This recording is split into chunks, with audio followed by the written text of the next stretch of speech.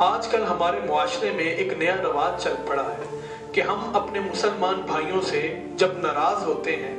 تو وہ ناراضگی چند دنوں تک یا چند مہینوں تک محدود نہیں رہتی، بلکہ وہ ناراضگی جو ہے وہ سالوں تک چلی جاتی ہے، اور پھر ہم ایک دوسرے سے جب تعلقات ختم کرتے ہیں پھر ہم ایک عجیب قسم کی دشمنی بھی پال لیتے ہیں اور اپنی اولادوں کو، اپنے دوستوں کو ان مسلمان بھائیوں سے ملنے سے بھی منع کرتے ہیں جن سے ہم ناراض ہوتے ہیں۔ لیکن اگر ہم سیرت کا مطالعہ کریں تو نبی کریم صلی اللہ علیہ وآلہ وسلم نے ارشاد فرمایا کہ کسی مسلمان بھائی کے لیے جائز نہیں کہ وہ اپنے دوسرے مسلمان بھائی سے 3 دن سے زیادہ ناراض رہے۔ اگر ایسا ہو تو دونوں میں سے کسی ایک کو چاہیے کہ وہ اپنے مسلمان بھائی کے پاس جائے اور جا کر اس کو سلام کرے۔